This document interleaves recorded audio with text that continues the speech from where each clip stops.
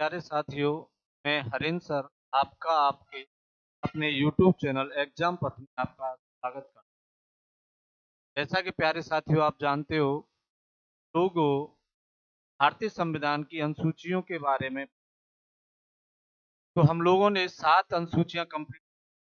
हम 8वीं अनुसूची और 12वीं अनुसूची तक पढ़ेंगे। तो जिन साथियों ने पहला वीडियो नहीं देखा है वो देखें और फिर वीडियो को देखें। मेरे प्यारे साथियों, यदि बात की जाए तो हम लोग 8वीं अनुसूची के बारे में 8वीं अनुसूची, है ना? 8वीं सबसे महत्वपूर्ण बात क्या है 8वीं अनुसूची?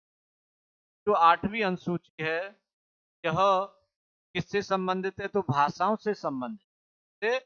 भाषाओं से संबंधित अगर बात की जाए मेरे प्यारे साथियों, तो जब संविधान में अनुसूचियां जोड़ी गई थी तो उस समय केवल 8 अनुसूचियां थी। 8 भाषा, जिस जिस अनुसूची में भाषाओं के बारे में बताया गया है, वही अनुसूची लास्ट थी संविधान में जब अनुसूचियां जोड़ी गई थी। लेकिन अब कितनी अनुसूचियां हो गई हैं? 12। पहले कितनी अनुसूचियां थी? 8 थी। और वर्तमान में कितनी है? 12। क्लियर है ना मेरे प्यारे साथियों? तो जो 8वीं अनुसूची को भाषाओं से संबंधित, एक महत्वपूर्ण बात यह है कि जब भाषाएं जोड़ी गई थी इस अनुसूची में, तो उस समय केवल कितनी भाषाएं थी? 14। लेकिन यदि बात की जाए तो वर्तमान में 8वीं अनुसूची में 22 भाषाएं हैं। 22 भाषाएं हैं वर्तमान। क्लियर ना मेरे प्यारे साथियों? तो अब इम्पोर्टेंट बात यह है कि 14 भाषाएं थी उस समय और वर्तमान में कितनी है? 22। तो इसमें 22 भाषाएं कैसे जुड़ी, किस किस संविधान संशोधन के तहत कौन कौन सी भाषा जोड़ी गई, इसमें हम चर्चा करें। सबसे पहले बात की जाए तो इसमें एक भाषा जोड़ी गई और वह 15वीं भाषा थी। कौन सी भाषा जोड़ी गई? हिंदी। क्लियर है ना मेरे प्यारे साथियों? जब सिंधी भाषा जोड़ी गई थी तो यह 15वीं भाषा थी। कौन सी थी? 15वीं भाषा थी, जिसको 8वीं अनुसूची में जोड़ा गया था। क्लियर है ना मेरे प्यारे साथियों? तो जो 15वीं भाषा कौन सी थी? हिंदी। तो इसको जोड़ा गया था आपके 21वें संविधान संशोधन अधिनियम 1967 के तहत। क्लियर है ना मेरे प्यारे साथियों? 21वें संविधान संशोधन संविधान संशोधन अधिनियम संविधान संशोधन अधिनियम 1967 के तहत भाषा को जोड़ा गया। क्लियर है ना मेरे प्यारे साथियों? तो 15वीं भाषा कौन सी थी? हिंदी। क्लियर है ना? कौन सी थी? हिंदी थी 15वीं भाषा। और इसको कब जोड़ा गया? 21वें संविधान संशोधन अधिनियम 1967 के तहत। क्लियर है ना? अब देखिए, इसके बाद 3 भाषाएं जोड़ी गई। 3 कौन कौन सी थी?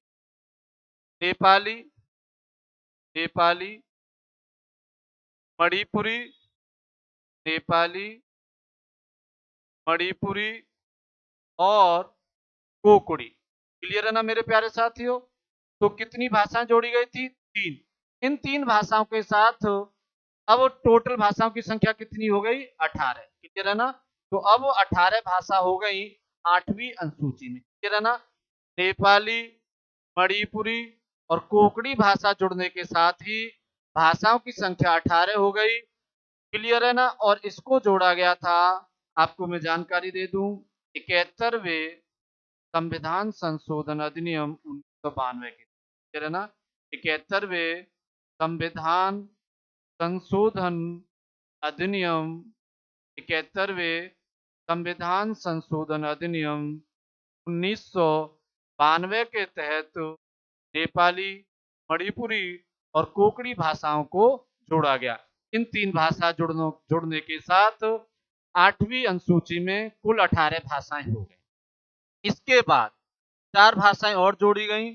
4 भाषाएं बोडो, बोडो, बोडो, डोगरी, बोडो, डोगरी, मैथिली, मैथिली और संथाली। यदि बात की जाए तो जो बोडो, डोगरी, मैथिली और संथाली थी, क्लियर है ना, इनको जोड़ा गया था 92वें संविधान संशोधन अधिनियम, 92वें संविधान संशोधन अधिनियम 2002 के तहत। 92वें संविधान संशोधन अधिनियम, 92वें संविधान संशोधन अधिनियम 2002 के तहत शामिल किया गया। 2002 या 3 मिल जाता है। तो 92वें संविधान संशोधन अधिनियम 2002 के तहत बोडो, डोगरी, मैथिली और संथाली भाषाओं को जोड़ा गया। इस प्रकार कुल भाषाओं की संख्या कितनी हो गई? 22। क्लियर है ना? 8वीं अनुसूची में कुल कितनी भाषाएं हो गई? 22। देखिए इसको ध्यान से समझिए। 8वीं अनुसूची थी, 8वीं अनुसूची, 8वीं अनुसूची किससे संबंधित थी? भाषाओं से संबंधित थी। और जब 8वीं अनुसूची को जोड़ा गया था तो उस समय केवल कितनी भाषाएं थी? 14। लेकिन वर्तमान में कितनी भाषाएं हैं? 22 भाषाएं हैं। तो 14 से 22 कैसे हुई? 8 भाषाएं जोड़ी गई। तो देखिए 15वीं भाषा सिंधी के रूप में जोड़ी गई, जो 21वें संविधान संशोधन अधिनियम 1967 के तहत जोड़ी गई। इसके बाद 3 भाषाएं जोड़ी गई, नेपाली, मणिपुरी, कोंकणी। तो इन तीनों को जोड़ने के बाद 18 संख्या हो गई इनकी। और इन तीनों भाषाओं को 71 या 71वें संविधान संशोधन अधिनियम 1992 के तहत जोड़ा गया। और इनके बाद 4 भाषाएं जोड़ी गई, बोडो, डोगरी, मैथिली, संथाली। इन्हें 92वें संविधान संशोधन अधिनियम, कौन से संविधान संशोधन अधिनियम? 92वें संविधान संशोधन 2002 या 3 के तहत जोड़ा गया। और इनकी संख्या अब केवल या टोटल 22 है। अब देखो इनको याद करने के लिए नेपाली, मणिपुरी और कोंकणी, इसको याद करने के लिए छोटी सी ट्रिक है, नमक। क्या? नमक। न से नेपाली हो जाएगी, म से मणिपुरी और क से कोंकणी। तो मैं उम्मीद करता हूं कि आप कभी नहीं भूलोगे नमक को याद करना। न से नेपाली, म से मणिपुरी और क से कोंकणी। ऐसे इनको याद करने के लिए एक डिग्री होती है, जैसे एमबीबीएस तो होती है वैसे ही होती है PEMS। क्लियर है ना मेरे प्यारे साथियों? बी से बोडो, टी से डोगरी, एम से मैथिली, एस से संथाली। या एक और ट्रिक है हंसी मजाक वाली, बोडो को हम बूढ़ी पढ़ सकते हैं, डोगरी को डोगरी भी कहते हैं, ग्रामीण एरिया में जो दादी होती है उनको डोगरी भी कह देते हैं। तो बूढ़ी, डोगरी, मैथिली से मर गई और सस से स्वर्गवासी हो गई, डोगरी मर गई और स्वर्गवासी हो गई। इस प्रकार भी आप इसे याद कर सकते हैं। क्लियर है ना? तो BDMS डिग्री से याद कर लीजिए, या एक ये ग्रामीण तरीका, इसे आप याद कर। क्लियर है ना? मैं उम्मीद करता हूं कि इनको आप कभी नहीं भूलोगे। अब अगर बात की जाए तो हम लोग 9वीं अनुसूची को पढ़ते हैं। क्लियर है ना? तो 9वीं अनुसूची की बात की जाए तो 9वीं अनुसूची थी वो आपकी भूमि सुधार से संबंधित। क्लियर है ना? 9वीं अनुसूची किससे संबंधित थी? तो 9वीं अनुसूची आपकी भूमि सुधार से संबंधित। भूमि सुधार, क्या? भूमि सुधार और भूमि सुधार और जमींदारी उन्मूलन से संबंधित। क्लियर है ना? जमींदारी उन्मूलन से संबंधित थी। जैसा कि आप लोगों ने हिस्ट्री पढ़ी होगी, तो हिस्ट्री में जमींदारी व्यवस्था के बारे में बताया जाता है। तो जमींदार क्या होते थे? एक तरह के बिचौली होते थे। क्या होते थे? एक तरह के बिचौली होते थे।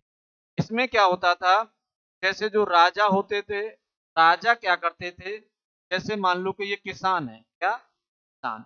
और किसान जो होते हैं वो अपनी भूमि पर ही ये खेती करते थे। ठीक है ना? तो राजा क्या कर देता था, एक लगान फिक्स कर देता था। क्या फिक्स कर देता था? एक लगान फिक्स कर।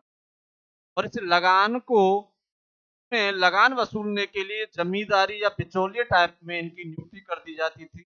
और ये क्या करते थे, किसानों का शोषण करते थे और फिर किसानों से जो लगान लेते थे उसको राजा तक पहुंचाते थे। जो राजा के द्वारा निर्धारित लगान की जाती थी उससे यह ज्यादा लगान वसूलते थे और अपने पास रखते थे और राजा के पास भेज देते थे। तो अब 9वीं अनुसूची में भूमि सुधार और जमींदारी उन्मूलन से सबसे इंपॉर्टेंट बात क्या है कि जो ये 9वीं अनुसूची थी को प्रथम संविधान संशोधन अधिनियम कौन सा संविधान था? प्रथम संविधान संशोधन अधिनियम 1951 के तहत से जोड़ा गया था। क्लियर है ना मेरे प्यारे साथियों? प्रथम संविधान संशोधन अधिनियम 1951 के तहत इस अनुसूची को जोड़ा गया। क्लियर है ना? काफी महत्वपूर्ण क्वेश्चन है। 9वीं अनुसूची किससे संबंधित है? भूमि सुधार और जमींदारी उन्मूलन और प्रथम संविधान संशोधन अधिनियम 1951 के तहत 9वीं अनुसूची को जोड़ा गया। क्लियर है ना? और यह भूमि सुधार होते रहे और यही ऐसा पहला प्रयास था भूमि सुधारों में, 9वीं अनुसूची को जोड़ा गया। इसी के तहत हमें फिर बाद में मालिकाना हक भी प्राप्त हो जाता है और जमींदारों का उन्मूलन हो जाता है या बिचौलियों का उन्मूलन हो जाता है। क्लियर है ना मेरे प्यारे साथियों? नेक्स्ट क्वेश्चन आपके सामने। नेक्स्ट अगर बात की जाए तो 10वीं अनुसूची, कौन सी अनुसूची? 10वीं अनुसूची। 10वीं अनुसूची की यदि बात की जाए तो यह दल बदल से संबंधित है। संबंधित है दल बदल से संबंधित, दल बदल से संबंधित। तो मैं आपको जानकारी दे दूं, दल का मतलब होता है पार्टी और बदल का मतलब होता है बदलना। दल का मतलब पार्टी, समझ पा रहे हो आप लोग? जो राजनीतिक दल हैं, पार्टी है, राजनीतिक पार्टी है। और बदल का मतलब होता है एक को छोड़कर दूसरी चेंज करना, एक को छोड़ के और एक को छोड़कर दूसरी पकड़ना। या पहले ए पार्टी में था, बी में चला, तो ए पार्टी में से बी में जाने के लिए ही कुछ नियम है कि आप दल इस प्रकार नहीं बदल सकते हो। यदि उन नियमों को फॉलो करोगे तभी आपका दल बदलना मान्य होगा, अदरवाइज आपका दल बदलना गैर माना जाएगा और आपकी सदस्यता समाप्त कर दी जाएगी। क्लियर है ना? समझ पा रहे हो? दल का मतलब यह है कि आप जिस पार्टी चुनाव जीतते हो, जैसे आप सपोज कीजिए कि कोई विधायक का चुनाव था और किसी राजनीतिक पार्टी से जीत गया, यदि वह उस पार्टी को छोड़कर किसी दूसरी पार्टी में जाना चाहता है तो उसकी सदस्यता समाप्त हो जाएगी। क्लियर है ना? तो इसी प्रकार के इसमें नियम बनाए गए हैं, आप कब इसे छोड़ के जा सकते हो और कब इसे छोड़ के जाओगे तो आपकी पार्टी की समाप्त। कहने का तात्पर्य यह है कि यदि आप 2/3 बहुमत के साथ किसी पार्टी को छोड़ते हो तो आपकी सदस्यता समाप्त नहीं होगी। क्लियर है ना? समाप्त नहीं होगी। क्लियर है मेरे प्यारे साथियों? अच्छा, इंपोर्टेंट बात क्या है कि जो 10वीं अनुसूची है, कौन सी 10वीं अनुसूची है, इसे 52वें संविधान संशोधन अधिनियम, 52वें संविधान संशोधन अधिनियम 1985 के तहत शामिल किया गया था। संविधान संशोधन अधिनियम 1985 के तहत इसे शामिल किया गया था। अधिनियम 1985 या 86 भी लिखा मिल जाएगा। तो 52वें संविधान संशोधन अधिनियम 1985 के तहत इसे शामिल किया गया था। और 10वीं अनुसूची किससे संबंधित है? तो दल बदल से। काफी एग्जाम में नेक्स्ट बात की जाए तो अब है 11वीं अनुसूची।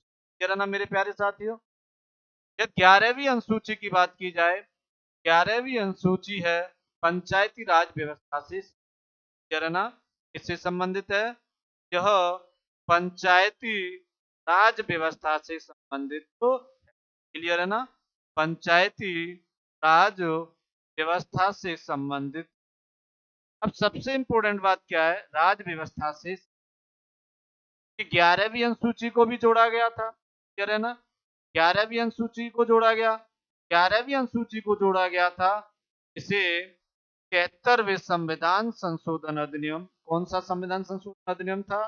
तो यह 73वां संविधान संशोधन अधिनियम था जो 1992 में हुआ। क्लियर है ना मेरे प्यारे साथियों? 73वें संविधान संशोधन अधिनियम 1992 के तहत 11वीं अनुसूची को भारतीय संविधान में शामिल किया गया। क्लियर है ना? कौन सा संविधान संशोधन अधिनियम? 73वां कब हुआ था? 1992। अब सबसे इंपॉर्टेंट बात क्या है कि जब पंचायती राज जो व्यवस्था है, पंचायती राज व्यवस्था के बारे में थोड़ा सा हम जान लेते हैं। पहले तो ये कि 11वीं अनुसूची में यदि बात की जाए तो 11वीं अनुसूची में 29 विषय 29 विषय जो एग्जाम में पूछा भी जाता है।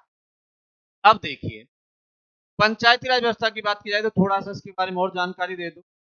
सबसे पहले यदि आपको जानकारी हो तो 2 अक्टूबर 1959 को 2 अक्टूबर 1959 को राजस्थान के नागौर जिले में, क्लियर है ना, कौन सा जिला था, राजस्थान के नागौर जिले में सबसे पहले पंचायती राज व्यवस्था की स्थापना की गई। नागौर जिले में सबसे पहले पंचायती राज व्यवस्था की स्थापना की गई। क्या ना मेरे प्यारे साथियों, सबसे पहले पंचायती राज व्यवस्था की स्थापना की गई। अब अगर बात की जाए तो यह स्थापना की गई थी तो बलवंत राय मेहता समिति का गठन हुआ था तो 57 में, तो 57 में बलवंत राय मेहता समिति की सिफारिश पर पंचायती राज व्यवस्था को शामिल किया गया। क्लियर है ना। 2 अक्टूबर 1959 को पहला राज्य कौन सा था, राजस्थान था, जहां पर पंचायती राज व्यवस्था की स्थापना की गई। राजस्थान का कौन सा जिला था, तो नागौर जिला। क्लियर है ना। अगर बात की जाए तो दूसरा राज्य था 11 अक्टूबर 1959 को ही जो दूसरा राज्य था वो आपका आंध्र प्रदेश था। क्लियर है ना मेरे प्यारे साथियों। और आंध्र प्रदेश में ही दूसरा ऐसा राज्य था 11 अक्टूबर 1959 को पंचायती राज व्यवस्था की घोषणा की गई। और यदि आपको जानकारी हो तो आंध्र प्रदेश ही ऐसा प्रथम और अंतिम राज्य है का गठन भाषा के आधार पर हुआ था। क्लियर है ना। भाषा के आधार पर का गठन भी हुआ था, भाषा के आधार पर का गठन हुआ। क्लियर है ना मेरे प्यारे साथियों। एक इंपॉर्टेंट बात और, 24 अप्रैल को पंचायती राज दिवस मनाया जाता है। क्लियर है ना। 24 अप्रैल को क्या मनाया जाता है, पंचायती राज दिवस। क्लियर है ना। तो पंचायती राज दिवस कब मनाया जाता है, 24 अप्रैल। पंचायती राज दिवस कब मनाया जाता है, तो 24 अप्रैल। क्लियर है ना मेरे प्यारे साथियों। 11वीं अनुसूची कब जोड़ी गई, 1992 में इस संविधान संशोधन के तहत। 73वें संविधान संशोधन के तहत 11वीं अनुसूची किससे संबंधित है, तो यह पंचायती राज व्यवस्था से संबंधित है। 11वीं अनुसूची में 29 विषय हैं। 2 अक्टूबर 1959 को राजस्थान के नागौर जिले में सबसे पहले पंचायती राज व्यवस्था का गठन किया गया था और ये समिति थी 1957 में बलवंत राय मेहता समिति की सिफारिश पर। और 11 अक्टूबर 1959 को आंध्र प्रदेश दूसरा राज्य था जहां पर पंचायती राज व्यवस्था का गठन किया गया। और आंध्र प्रदेश ही ऐसा पहला राज्य है जिसका गठन भाषा के आधार पर हुआ था और 24 अप्रैल को पंचायती राज दिवस में मनाया जाता है। नेक्स्ट और अंतिम अनुसूची की यदि बात की जाए तो वो है आपकी 12वीं। क्लियर है ना मेरे प्यारे साथियों। कौन सी अनुसूची है, 11वीं अनुसूची। तो अगर बात की जाए तो 12वीं अनुसूची नगर पालिकाओं से संबंधित है। क्लियर है ना मेरे प्यारे साथियों। 11वीं अनुसूची किससे संबंधित थी, पंचायती राज व्यवस्था से। और 12वीं अनुसूची किससे संबंधित है, तो यह नगर पालिकाओं से संबंधित। अब सबसे इंपॉर्टेंट बात क्या है, इस अनुसूची को भी जोड़ा गया था क्योंकि मैं आपको बता चुका हूं जब कुल संविधान में केवल 8 अनुसूची थी तो उसके बाद टोटल अनुसूचियां कितनी है, 12। तो किसी न किसी संविधान संशोधन के तहत इन्हें जोड़ा गया। फिर 12वीं अनुसूची की बात की जाए, 12वीं अनुसूची को 74वें संविधान संशोधन अधिनियम 1992 के तहत ही जोड़ा गया। 74वें संविधान संशोधन अधिनियम 1992 के तहत इसे जोड़ा गया था। क्लियर है ना मेरे प्यारे साथियों। अच्छा ये 1992 ही था, है ना। ये 73वां संविधान संशोधन भी 1992 में और 74वां भी संविधान संशोधन 1992 में। कहीं कहीं 93 लिखा मिल जाता है लेकिन ये 92 ही राइट है। क्लियर है ना मेरे प्यारे साथियों। एक इंपॉर्टेंट बात यह है जो 12वीं अनुसूची है इसमें कितनी विषय हैं, तो इसमें 18 विषय हैं। क्लियर है ना। जबकि 11वीं अनुसूची में कितनी विषय थी, 29 विषय थी। क्लियर है ना मेरे प्यारे साथियों। तो हमने 12वीं अनुसूची के बारे में आपको बताया कि 12वीं अनुसूची को 74वें संविधान संशोधन अधिनियम 1992 के तहत शामिल किया गया था और इसमें 18 विषयों के बारे में बताया गया है। क्लियर है ना? तो हम लोगों ने 12 अनुसूची कंप्लीट की हैं विद डिटेल में। अब हम, जैसा कि हमारी क्लास में होता है हमेशा, हम पहले डिटेल में पढ़ते हैं, उसके बाद फिर उसी टॉपिक के एमसीक्यू करते हैं। तो आइए मेरे प्यारे साथी, इस सीरीज से संबंधित हम पहला, या भारतीय संविधान की अनुसूचियों से संबंधित हम पहला एमसीक्यू देखते हैं, या पहला प्रश्न देखते हैं। काफी इंपोर्टेंट प्रश्न है। देखिए, इस संविधान संशोधन अधिनियम के तहत समवर्ती सूची, क्लियर है ना मेरे प्यारे साथियों, समवर्ती सूची में विषयों की संख्या 47 से बढ़ाकर 52 हो गई है। जैसा कि आप सब लोग जानते हैं, मैंने आपको बताया था कि जो अनुसूचियां हमने पढ़ी थी, उस समय बताया था कि समवर्ती सूची है वो 7वीं अनुसूची में इसका विवरण किया था।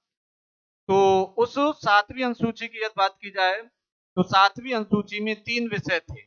जैसे 3 उसमें बांटा था, जैसे सूचियों में, तो कौन कौन सी सूची थी? जैसे एक थी संघ सूची, कौन सी थी? एक थी संघ सूची, एक थी राज्य सूची, और एक थी समवर्ती सूची। मेरे प्यारे साथियों, यदि बात की जाए तो संघ सूची, राज्य सूची और समवर्ती सूची। क्लियर है ना? अब देखिए, संघ सूची में मैंने बताया था कि पहले 97 विषय थे और वर्तमान में 100 विषय हैं। क्लियर है ना? राज्य सूची में मैंने बताया था कि पहले 66 विषय थे, वर्तमान में 61 विषय हैं। और समवर्ती सूची में मैंने बताया था आपको कि पहले 47 विषय हैं, अब 52 विषय हैं। इसी के बारे में उसने क्वेश्चन पूछा कि ये 47 से 52 हुए थे, इस संविधान संशोधन के तहत हुए थे। अच्छा, मैं आपको जानकारी दे दूं, संघ सूची में वो विषय आते हैं जिन पर केवल केंद्र सरकार कानून बनाता है। कौन सा सरकार? केवल केंद्र सरकार ही कानून बनाता है। राज्य सूची में वो विषय आते हैं जिन पर केवल राज्य ही कानून बनाता है। और समवर्ती सूची में वो विषय आते हैं जिन पर केंद्र केंद्र व राज्य दोनों मिलकर कानून बनाते हैं। और समवर्ती सूची को ऑस्ट्रेलिया देश से लिया गया। ना मेरे प्यारे साथी, अब देखिए, आइए अब हम देखते हैं क्वेश्चन का आंसर। ऑप्शन ए 36वें संविधान संशोधन अधिनियम, ऑप्शन बी 42वें संविधान संशोधन अधिनियम, ऑप्शन सी 52वें संविधान संशोधन अधिनियम, और ऑप्शन डी प्रथम संविधान संशोधन अधिनियम। तो इस क्वेश्चन का राइट आंसर है ऑप्शन बी। ऑप्शन बी, 42वें संविधान संशोधन अधिनियम 1976 के तहत समवर्ती सूची में विषयों की संख्या 47 से बढ़ाकर 52 कर दी। ना मेरे प्यारे साथियों, तो इसमें जो 5 विषय थे, कौन कौन से सम्मिलित किए थे गए थे 42वें संविधान संशोधन अधिनियम के तहत? इसमें किया गया था वन्य जीव, उसके अलावा था आपका शिक्षा, उसके अलावा था आपका नाप तौल की इकाई, नाप तौल की इकाई, और उसके अलावा था न्यायिक प्रशासन, न्यायिक प्रशासन। मेरे प्यारे साथियों, यदि बात की जाए तो इन पांचों विषयों को 42वें संविधान संशोधन अधिनियम 1976 के तहत राज्य सूची से हटाकर, किससे? राज्य सूची से हटाकर समवर्ती सूची में शामिल किया गया। क्लियर है ना? राज्य सूची से हटाकर समवर्ती सूची में शामिल किया गया। क्लियर है ना? समवर्ती सूची में शामिल किया गया। क्लियर है मेरे प्यारे साथियों? आप इसे समझ पाए होंगे। और अभी हमने इनके बारे में पढ़ा। 52वां संविधान संशोधन अधिनियम 1985 में हुआ, के तहत दल बदल या 10वीं अनुसूची को शामिल किया गया। और प्रथम संविधान संशोधन अधिनियम 1951 में हुआ, और इसके तहत प्रथम अनुसूची को शामिल किया गया। क्लियर है मेरे प्यारे साथियों? नेक्स्ट क्वेश्चन आपके सामने है। असम, त्रिपुरा, मेघालय, मिजोरम राज्यों की जनजाति के क्षेत्रों के प्रशासन से संबंधित कौन सी अनुसूची है? ऑप्शन ए 5वीं अनुसूची, ऑप्शन बी 6ठी अनुसूची, ऑप्शन सी 4थी अनुसूची, और ऑप्शन डी 7वीं अनुसूची। तो इस क्वेश्चन का राइट आंसर है ऑप्शन बी 6वीं अनुसूची। क्लियर है ना मेरे प्यारे साथियों? तो 6वीं अनुसूची इस क्वेश्चन का राइट आंसर है। तो मेरे प्यारे साथियों, मैं आपको बता दूं, 5वीं अनुसूची भी जनजाति और अनुसूचित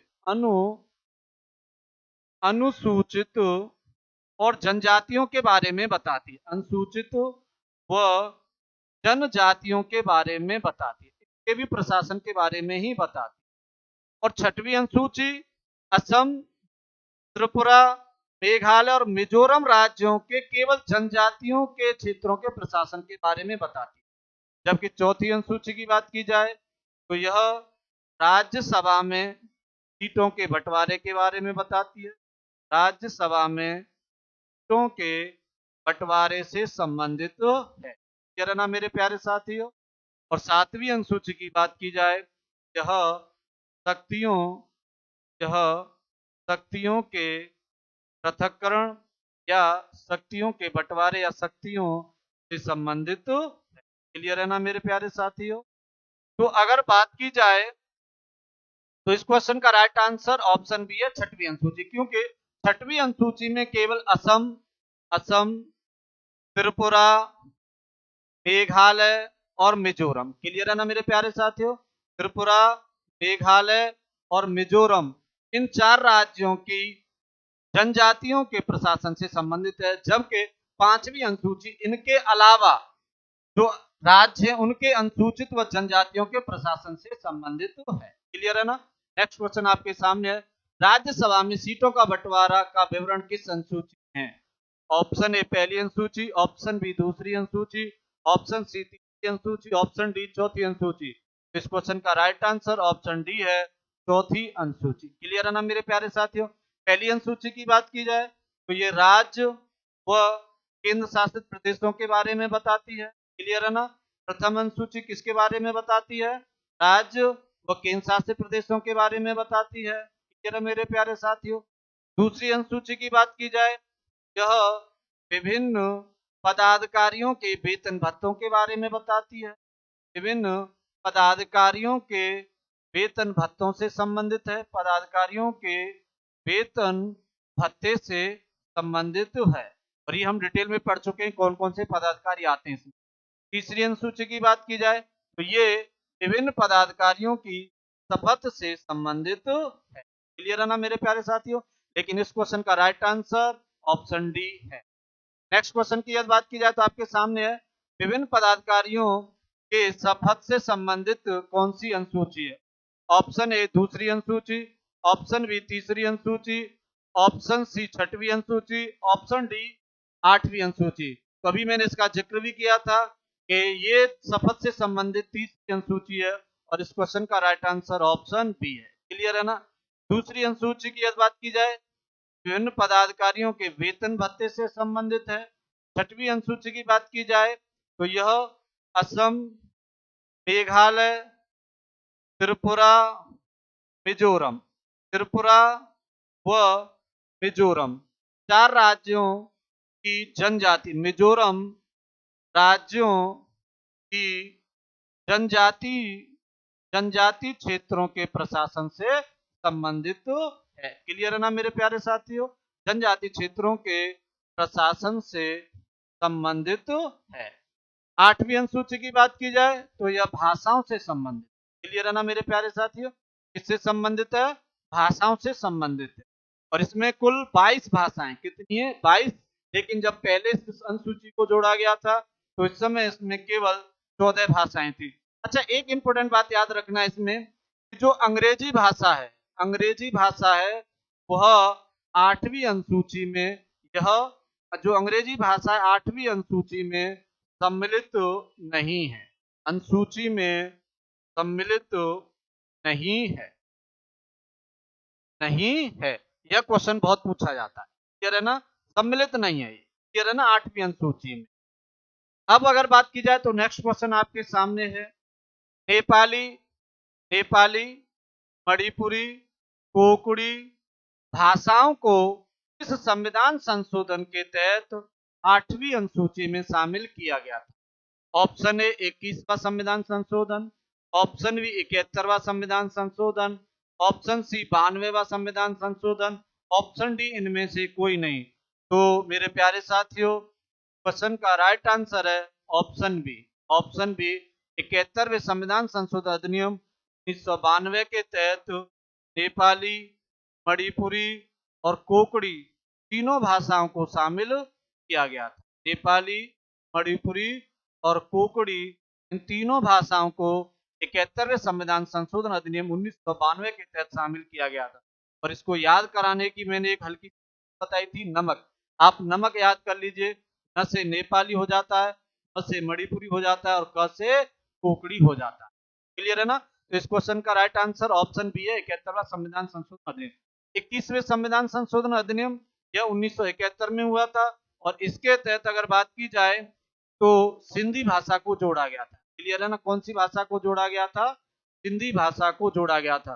और 92वें संविधान संशोधन अधिनियम की बात की जाए तो यह 2002 में हुआ था और इस संविधान संशोधन अधिनियम के तहत बोडो, बोडो, डोगरी, बोडो, डोगरी, मैथिली और संथाली, मैथिली और संथाली 4 भाषाओं को जोड़ा गया था। इसे भी याद कराने के लिए एक डिग्री होती है BDMS। क्लियर है ना? बी से हो जाएगा आपकी बोडो, क्लियर है ना? डी से हो जाएगा आपका डोगरी, एम से हो जाएगा आपका मैथिली और एस से हो जाएगा आपका संथाली। या इसे एक तरीका भी है, बूढ़ी, डोगरी, मर गई और स्वर्गवासी हो गई। कहने का मतलब ये बोडो बूढ़ी, डोगरी ग्रामीण एरिया में जो बूढ़ी दादी होती है उनको डोगरी कहते हैं, मैथिली से मर गई और संथाली स से स्वर्गवासी हो गई। ये रहना मेरे प्यारे साथियों। नेक्स्ट क्वेश्चन आपके सामने है, 11वीं अनुसूची में कितने विषय हैं? ऑप्शन ए 29 विषय, ऑप्शन बी 18 विषय, ऑप्शन सी 25 विषय, ऑप्शन डी 16 विषय। इस क्वेश्चन का राइट आंसर ऑप्शन ए है 29 विषय। ये रहना मेरे प्यारे साथियों, 29 विषय हैं जो 11वीं अनुसूची में हैं। क्लियर है ना? और यदि 12वीं अनुसूची की बात की जाए तो 18 विषय हैं। कितने हैं? 12वीं अनुसूची में 18 विषय हैं। इसका कोई नहीं, 25 विषय। नेक्स्ट क्वेश्चन आपके सामने है, दल बदल से संबंधित कौन सी अनुसूची है? ऑप्शन ए 9वीं अनुसूची, ऑप्शन बी 10वीं अनुसूची, ऑप्शन सी 11वीं अनुसूची, ऑप्शन डी 12वीं अनुसूची। इस क्वेश्चन का राइट आंसर ऑप्शन बी है 10वीं अनुसूची में दल बदल के बारे में बताया गया है। और ये दल बदल जो है वो जो 10वीं अनुसूची को 52वें संविधान संशोधन अधिनियम 52वें संविधान संशोधन अधिनियम 1900 संविधान संशोधन अधिनियम 1985 के तहत शामिल किया गया था। क्लियर है ना? तो 85-86 के शामिल किया गया था। 11वीं अनुसूची को 73वें संविधान संशोधन अधिनियम 73वें संविधान संशोधन अधिनियम 1992 के तहत शामिल किया गया था। और 12वीं अनुसूची की बात की जाए तो इसे 74वें, कौन सा 74 या 74वें संविधान संशोधन अधिनियम, संविधान संशोधन अधिनियम 1992 के तहत इसको भी शामिल किया गया। क्लियर है ना? और 9वीं अनुसूची की बात की जाए तो इसे प्रथम संविधान संशोधन अधिनियम, प्रथम संविधान संशोधन अधिनियम 1951 के तहत शामिल किया गया। क्लियर है ना मेरे प्यारे साथियों? क्वेश्चन का राइट आंसर ऑप्शन बी है, दल बदल के प्रावधान है वो 10 में दिए गए हैं। नेक्स्ट क्वेश्चन, राज्य तथा केंद्र शासित प्रदेशों के बारे में कौन सी अनुसूची बताती? क्लियर है ना? राज्य तथा केंद्र शासित प्रदेशों के बारे में कौन सी अनुसूची बताती है? ऑप्शन ए 12वीं अनुसूची, ऑप्शन बी 5वीं अनुसूची, ऑप्शन सी प्रथम अनुसूची और ऑप्शन डी 8वीं अनुसूची। तो जो ऑप्शन सी इस क्वेश्चन का राइट आंसर है, प्रथम अनुसूची में ही राज्य व केंद्र शासित प्रदेशों के बारे में बताया गया है। 12वीं अनुसूची में नगर पालिकाओं के बारे में बताया गया है। किसके बारे में? नगर पालिकाओं के बारे में बताया गया है। यदि 5वीं अनुसूची की बात की जाए तो यह अनुसूचित अनुसूचित तथा जनजातियों से संबंधित है। अनुसूचित तथा जनजातियों के क्षेत्रों के प्रशासन से संबंधित है। प्रथम अनुसूची राज्य व केंद्र शासित प्रदेश के बारे में बताया गया और 8वीं अनुसूची भाषाओं से संबंधित है। क्लियर है ना मेरे प्यारे साथियों? नेक्स्ट क्वेश्चन आपके सामने यदि बात की जाए तो निम्नलिखित में से निम्नलिखित में से कौन सी विषय समवर्ती सूची की नहीं है? सॉरी, समवर्ती सूची की है। ऑप्शन ए डाकतार, ऑप्शन बी कृषि, ऑप्शन सी शिक्षा, ऑप्शन डी कारखाने। इस क्वेश्चन का राइट आंसर ऑप्शन सी है, शिक्षा। क्लियर है ना मेरे प्यारे साथियों? जो शिक्षा है वो समवर्ती सूची का विषय है। क्लियर है ना? समवर्ती सूची का विषय शिक्षा। डाकतार की बात की जाए तो ये संघ सूची का विषय, किसका विषय है? ये संघ सूची का विषय है। यदि कृषि की बात की जाए, ये राज्य सूची का विषय है। किस सूची का विषय है? राज्य सूची का विषय। और कारखाने की बात की जाए, यह भी राज्य सूची का विषय है। ठीक ना मेरे प्यारे साथियों? अच्छा, ये कारखाने तो राज्य सूची का विषय है, लेकिन यदि उद्योग हो, उद्योग, तो याद रखना जो उद्योग होते हैं वो समवर्ती सूची में शामिल है। ठीक ना मेरे प्यारे साथियों? उद्योग समवर्ती सूची में शामिल। नेक्स्ट क्वेश्चन आपके सामने है, इस संविधान संशोधन के तहत समवर्ती सूची में विषयों की संख्या 47 से बढ़कर 52 हो गई थी। तो ये क्वेश्चन दोबारा रिपीट हो गया है। तो इस क्वेश्चन का राइट आंसर ऑप्शन बी है, 42वें संविधान संशोधन के। नेक्स्ट क्वेश्चन आपके सामने है, या नेक्स्ट क्वेश्चन की बात की जाए तो निम्नलिखित में से कौन सी विषय संघ सूची का है? संघ सूची का है। Option A one, option B माप तौल की इकाई, ऑप्शन सी जनगणना, ऑप्शन डी जनसंख्या नियंत्रण। इस क्वेश्चन का राइट आंसर ऑप्शन सी है, जनगणना। जो जनगणना है वो संघ सूची का विषय है। क्लियर है ना मेरे प्यारे साथ? संघ सूची का विषय है जनगणना। अब यदि इनकी बात की जाए तो वन, वन समवर्ती सूची का विषय, समवर्ती का विषय। यदि माप तौल की इकाई की बात की जाए तो ये भी समवर्ती सूची का ही विषय, समवर्ती सूची का ही विषय है। और यह जनसंख्या नियंत्रण या पर्यावरण नियोजन की बात की जाए तो ये भी समवर्ती सूची का ही विषय है। क्लियर है ना मेरे प्यारे साथियों? तो इस क्वेश्चन का राइट आंसर ऑप्शन सी, जनगणना। नेक्स्ट क्वेश्चन आपके सामने है, यदि बात की जाए तो निम्नलिखित में से कौन सा विषय राज्य सूची का नहीं है? इसमें क्या पूछा है? राज्य सूची का नहीं है। 3 राज्य सूची के हैं और उनमें से एक नहीं है। ऑप्शन ए कृषि, ऑप्शन बी भूमि, ऑप्शन सी कारखाने, ऑप्शन डी वन्य जीव। तो इसमें क्या पूछा है? राज्य सूची का नहीं है। तो इस क्वेश्चन का राइट आंसर है ऑप्शन डी, वन्य जीव। इस क्वेश्चन का राइट आंसर है। और वन्य जीव जो हैं वो समवर्ती सूची का विषय है। क्लियर है ना मेरे प्यारे साथियों? समवर्ती सूची का विषय है। ये कृषि राज्य सूची का है, भूमि भी राज्य सूची का है और कारखाने भी राज्य सूची के हैं। ये तीनों राज्य सूची के ही विषय। नेक्स्ट क्वेश्चन आपके सामने है, 11वीं अनुसूची को किस संविधान संशोधन अधिनियम के तहत शामिल किया गया था? ऑप्शन ए प्रथम संविधान संशोधन अधिनियम, ऑप्शन बी 73वां संविधान संशोधन अधिनियम, ऑप्शन सी 74वां संविधान संशोधन अधिनियम, ऑप्शन डी 52वां संविधान संशोधन अधिनियम। 11वीं अनुसूची को 73वें संविधान संशोधन अधिनियम के तहत शामिल किया गया था और इस क्वेश्चन का राइट आंसर। क्लियर है ना मेरे प्यारे साथियों? तो हम लोगों ने अनुसूची से संबंधित जितने भी महत्वपूर्ण वो सारे सॉल्व किए हैं। क्लियर ना मेरे प्यारे साथियों? मेरे प्यारे साथियों, आपको यह वीडियो काफी पसंद आ रही है और उसी के कारण मैं एक नए दोस्त के साथ डेली एक नई वीडियो लेकर आपके सामने आता हूं। और आप अपना ऐसे ही प्यार बना के रखें और मेरी वीडियो को लाइक करें, कमेंट करें और शेयर करते रहिए। क्लियर है मेरे प्यारे साथियों? जय हिंद।